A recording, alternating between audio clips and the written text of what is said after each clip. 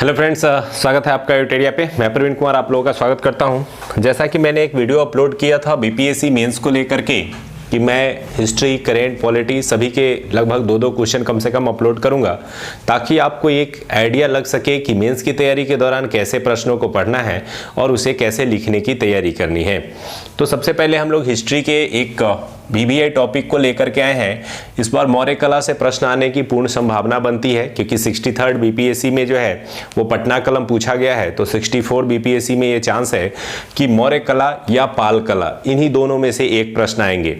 तो मौर्य कला को ही हम लोग ज़्यादा वीवीआई के रूप में देख सकते हैं क्योंकि ये कई बार हर बार अल्टरनेट करके पूछे जाते रहे हैं। तो इस पर एक ऐसी समझ विकसित कर लें जिससे अगर कभी भी प्रश्न आए तो आप उसको निश्चित रूप से लिख पाएं। तो आज हम लोग इसी पर डिस्कस करेंगे, इस फ्रेम पर डिस्कस करेंगे। यहाँ मैंने 2 क्वेश्चन भी शॉर्ट लिस्टेड किए हैं जो बीपीएससी के प्रीवियस ईयर के क्वेश्चन हैं जो मौर्य कला से पूछे गए हैं, तो आप इन पर भी लिखने का प्रयास करेंगे।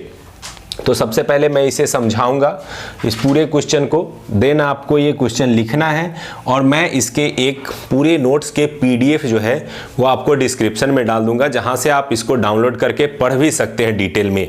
और साथ ही साथ फेसबुक पे भी इसका डिस्क्रिप्शन जो है वो पूरा डिटेल में पीडीएफ जो है वो डाला हुआ रहेगा, तो आप यहाँ से भी डाउनलोड कर सकते हैं या फेसबुक पर यूटेरिया फैमिली ग्रुप में जा करके जो है इसे डाउनलोड कर सकते हैं। तो चलिए सबसे पहले आते हैं मौर्य कला की ओर। तो मौर्य कला से हर बार क्वेश्चन जो आते हैं वो 2-3 तरह के प्रश्न आते हैं। पहला प्रश्न आएगा कि मौर्य कला की विशेषताओं का वर्णन करें, दूसरा आएगा कि मौर्य कला का आलोचनात्मक वर्णन करें, और तीसरा आ सकता है कि मौर्य कला कहां तक विदेशी प्रभाव से जुड़ा हुआ है इसकी समीक्षा करें। तो सारे ही पार्ट हम लोग इसमें पकड़ने वाले हैं और सारे चीज़ों पर हम लोग चर्चा करने वाले हैं। सबसे पहला पार्ट, जब भी क्वेश्चन होता है तो उसका फर्स्ट पार्ट होता है इंट्रो पार्ट, भूमिका, या इसी को हम लोग परिचय के नाम से भी जानते हैं। तो भूमिका या इंट्रो पार्ट जो होता है वो इम्पोर्टेंट होता है क्योंकि ये आप जितना अच्छा लिखेंगे उसी अनुरूप क्वेश्चन पढ़ने वाले को आपकी कॉपी में रुचि बनेगी, आपके प्रश्न में रुचि बनेगी। तो थोड़ा सा इंट्रो जो है वो थोड़ा अच्छा होना चाहिए। दूसरा, जो मेन बॉडी होता है उसमें जैसे मौर्य कला के जितने पार्ट्स हैं उसको मैंने यहाँ के कला के विभिन्न रूप, देन आलोचना में वही हम लोग देखेंगे कि इस पर कैसे विदेशी प्रभाव दिखाई देता है और ईरान का कैसा प्रभाव इस पर दिखता है, देन लास्ट में कंक्लूजन। तो भूमिका में हम लोग आते हैं सबसे पहले, फिर थोड़ा थोड़ा डिटेल करने चलेंगे। इंट्रो पार्ट जो है वो किसी भी क्षेत्र में बहुत इंपॉर्टेंट होता है, खास करके मेंस के क्वेश्चन को लेकर के। अब मौर्य कला, तो थोड़ा सा बेसिक समझते हैं। सबसे पहले कला क्या है? तो कला मानव की जो मानवीय भावनाएं हैं उनको दिया गया मूर्त रूप है, अर्थात मानव जो सोचता है, मानव जो फील करता है, उसे जब वह मूर्त रूप देता है तो उसे ही कला का रूप माना जाता है। अर्थात मानवीय कल्पनाओं को दिया गया मूर्त रूप ही कला कहलाता है। तो ये कला का विस्तार भारतीय सभ्यता में सिंधु घाटी सभ्यता से ही प्रारंभ हुआ। उस दौरान कई प्रकार की मूर्तियां मिली, कई प्रकार के भवन मिले, स्थापत्य कला के उदाहरण मिले, लेकिन वहां से कला परंपरा को निरंतरता नहीं मिली। अर्थात सिंधु घाटी सभ्यता के बाद पतन के दौर में कला परंपरा का अभाव रहा। लेकिन सिंधु घाटी सभ्यता के और वैदिक सभ्यता के बीच के बाद जब यह मौर्य काल आता है तो यहीं से वास्तविक कला परंपरा का उद्भव होता है। तो इसीलिए मौर्य कला बहुत इंपॉर्टेंट हो जाता है। तो आप इंट्रो पार्ट में देंगे कि कला किसी भी काल में मानव की कल्पनाओं को मूर्त रूप देता है, और इस दृष्टि से मौर्य काल अति विशिष्ट है क्योंकि सिंधु घाटी सभ्यता के बाद अगर कला का वास्तविक विकास और निरंतर विकास कहीं प्रारंभ होता है तो वह मौर्य काल में होता है। मौर्य काल में दोनों ही स्तर पर, राजकीय स्तर पर तथा स्वतंत्र स्तर पर कला के विभिन्न रूपों का विकास किया गया। और सबसे बड़ी बात कि मौर्य काल वह दौर था जिस समय केंद्रीकरण सत्ता थी, बहुत पावरफुल सत्ता, जहां पे राजा में बहुत सारी शक्तियां निहित थी। तो जब शक्तिशाली सत्ता होती है तो उसकी आर्थिक स्थितियां अच्छी होती है, और जब इकोनॉमिकल कंडीशन अच्छे होते हैं तो उनका ध्यान कला के विकास पे ज़्यादा जाता है। तो मौर्य काल में कला का विकास अधिक हुआ। इसका बेसिक रीज़न ये भी रहा कि एक पावरफुल सत्ता थी, उस पावरफुल सत्ता के पास इकोनॉमिकल कंडीशन अच्छी थी।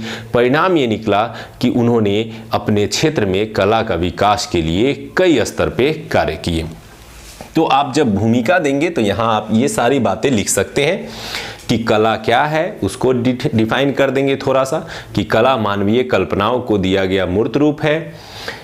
सिंधु घाटी सभ्यता के पश्चात जब कला के क्षेत्र में एक ऐसा अवसाद का काल आया जब कला नहीं दिखाई दे रहे थे, लेकिन पुनः मौर्य काल में आकर के कला को निरंतरता मिली और यहीं से एक ऐसी कला परंपरा का विकास हुआ जो निरंतर बढ़ते हुए वर्तमान स्थिति तक उसी रूप में आगे बढ़े हैं। इसके अलावा मौर्य काल में केंद्रीयकरण सत्ता के स्थिति में, मजबूत आर्थिक संतुलन की स्थिति में कला के विभिन्न रूपों का अभूतपूर्व विकास हुआ और इस दौरान जो कला का विकास हुआ वो न केवल राजकीय संरक्षण में हुआ बल्कि ये आम जनजीवन के द्वारा यानी स्थानीय स्तर पर भी कला के विभिन्न रूपों को प्रश्रय दिया गया। तो ये आप इंट्रो पार्ट देंगे, देन आएंगे पैराग्राफ चेंज करके कला के विभिन्न रूप, अर्थात मौर्य काल के दौरान कला के विभिन्न रूपों का विकास किया गया। कला के विभिन्न रूपों को विकास हम दो आधार पे देख सकते हैं, एक वे जो काफ़ी इंपॉर्टेंट थे, एक वे जो लेस इंपॉर्टेंट थे लेकिन हुए जरूर थे। तो सबसे पहले इंपॉर्टेंट में आते हैं तो दो पार्ट में बांटते हैं, स्थापत्य कला और बांटते हैं मूर्ति कला। स्थापत्य कला जो बिल्डिंग भवन से संबंधित था उसे स्थापत्य कला कहते हैं और मूर्ति निर्माण से संबंधित को मूर्ति कला। स्थापत्य कला के तहत चार प्रकार के कला दिखाई देते हैं। पहला राजप्रसाद, तो चंद्रगुप्त मौर्य द्वारा जो पाटलिपुत्रा में राजप्रसाद का निर्माण कराया गया वह एक विशाल भवन के समान था। उसकी सबसे बड़ी विशेषता थी उसका जो प्रमुख आंगन था जहां पर सभा भवन जिसे कहते हैं, जो कि 120 और 140 फीट लंबे चौड़े अनुपात में बटे हुए थे, जो एक सबसे प्रमुख विशेषता के रूप में उसे दर्शाया गया है। और इसकी विशेषता न केवल भारतीय लोगों ने की है बल्कि एरियन और सूसा जैसे लोगों ने जो है इसकी विशेषता का वर्णन किया है और इसकी तुलना जो है मध्य एशिया के जो बड़े विशाल सभा होते थे उनसे की है और फाहियान ने भी इसकी विशेषता की है। तो यानी आपको राजप्रसाद बताना है और इसके 4-5 लाइन में इसके डिफाइन भी कर देने हैं कि राजप्रसाद का स्वरूप कैसा था, कितना सुंदर था, कितना विशाल था। देन स्तंभ, ये दूसरी सबसे प्रमुख विशेषता थी क्योंकि मौर्य काल में अशोक द्वारा स्तंभ का निर्माण धर्म प्रचार के उद्देश्य से कराया गया और इन स्तंभों की जो आकृति थी वो अपने आप में आज भी एक बेहतर स्वरूप को दर्शाता है कि किस तरह से इस प्रकार की आकृति वाले एक स्तंभ का निर्माण जो है वो किया गया था। और इस स्तंभों का प्रयोग जो है मुख्य रूप से धर्म प्रचार और राजा के उपदेश जो बौद्ध धर्म से जुड़े थे उसको फैलाने के उद्देश्य से किया गया था। तो स्तंभों का क्या करेंगे, थोड़ा सा डिटेल 4-5 लाइन में आपको इसका डिटेल देना है, थोड़ा सा एक फिगर भी ऐड कर देना है। देन स्तूप, स्तूप के विषय में जानते होंगे कि बौद्ध धर्म में जो धार्मिक अवशेष होते थे उन पर जो आकृतियां निर्मित की जाती थी उन्हें स्तूप कहा जाता था और स्तूपों की भी आकृति की संरचना कुछ इस प्रकार से होती थी। तो यहाँ पर भी एक संरचना बनाने से क्या होगा, आपके जो आंसर है उसमें थोड़ी सी जो है वो चमक आ जाएगी, यानी आप फिगर को थोड़ा बहुत ऐड करें। जैसे यहाँ स्तंभ बना रहे हैं तो वहाँ फिगर ऐड कर दें, जैसे यहाँ स्तूप बना रहे हैं तो वहाँ फिगर थोड़ा सा ऐड करें। इन फिगर को ऐड करने से आप अपनी बातों को भी रखते हैं और देन बातों को रखने के बाद उसमें ज़रूर जोड़ दें कि ये इसकी आकृति को या इसकी संरचना को हम निम्न आकृति में देख सकते हैं और फिर ये मैप बना दें। तो ये आपके बातों को पुष्ट करते हैं। तो राजप्रसाद जो चंद्रगुप्त मौर्य द्वारा बनवाया गया वो काफ़ी प्रसिद्ध रहा। स्तंभ जो अशोक के काल में निर्मित हुए और धर्म प्रचार के उद्देश्य से पूरे भारत के विभिन्न क्षेत्रों में स्थापित किए गए, ये भी काफ़ी प्रसिद्ध रहा। देन स्तूप, स्तूप के विषय में कहा जाता है कि अशोक ने लगभग 84,000 बौद्ध स्तूपों का निर्माण कराया था, लेकिन वास्तविकता कहाँ तक है ये संदिग्ध है। लेकिन यह सत्य है कि सांची के स्तूप और अन्य कई ऐसे बड़े स्तूप का निर्माण जो है वो अशोक द्वारा करवाया गया था, जिसकी संरचनात्मक विशेषता कुछ इस प्रकार की थी। और विहार मूल रूप से जो धार्मिक व्यक्ति होते थे, भिक्षुक होते थे, उनके निवास स्थान होते थे, चाहे वो बौद्ध धर्म के हो या अन्य धर्मों के। तो आपने पढ़ा भी होगा कि आजीविकों के निवास के लिए जो है विहार का निर्माण जो है वो अशोक के द्वारा किया गया था। बराबर और जो गया की पहाड़ियां हैं, उन पहाड़ियों में नागार्जुन पहाड़ी जो उसके पौत्र के द्वारा, फिर तो बराबर और नागार्जुन की पहाड़ियों में जो गुफा बनवाया गया वो विहार के रूप में था, और वह भी एक स्थापत्य कला का बड़ा ही सुंदर नमूना पेश करता है। तो अगर पार्टिकुलर रूप से मौर्य कला के स्थापत्य कला पे ही क्वेश्चन आ जाए तो ज़्यादा इसको लिखेंगे, नहीं तो अगर फुल क्वेश्चन हो तो बैलेंस करके लिखेंगे कि आप लगभग 25 मिनट में सारे प्रश्न को समेट सके। तो पहले आप भूमिका बताएंगे, देन आएंगे प्रमुख जो कला रूप हैं उसके स्थापत्य कला में, और इसके 1 2 3 4 करके चारों को बताएंगे और उसके साथ फिगर को ऐड करेंगे।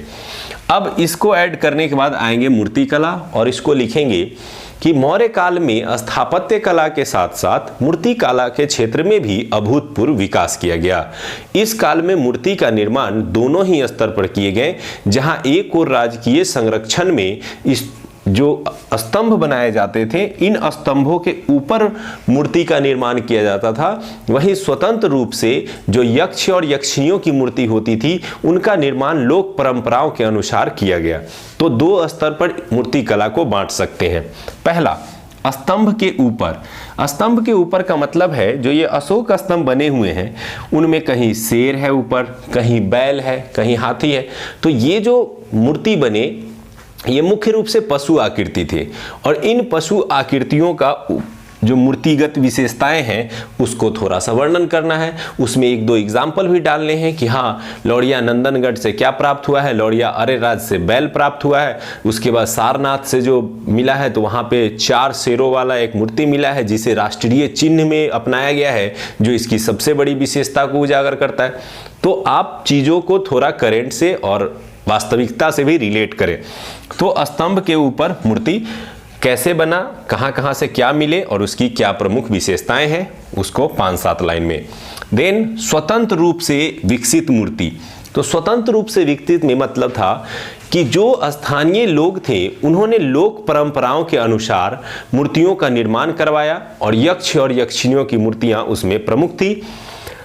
यक्ष एवं यक्षिणी मूर्तियां क्या थी, तो वो देवी देवताओं के वर्तमान स्वरूप का प्राचीन रूप थे, और इनका निर्माण लोक परंपराओं के अनुसार किया गया। इसमें कुछ ऑप्शन दे देने हैं कि पटना के दीदारगंज और लौड़ियागढ़ से ये जो यक्ष एवं यक्षिणियों की मूर्तियां प्राप्त हुई हैं उनका जिक्र कर देना है, 1 2 एग्जाम्पल डाल देना है, और उसमें ये जरूर डालना है कि कलात्मक दृष्टि से ये मूर्तियां आज भी अपने कला उत्कृष्टता को दर्शाते हैं।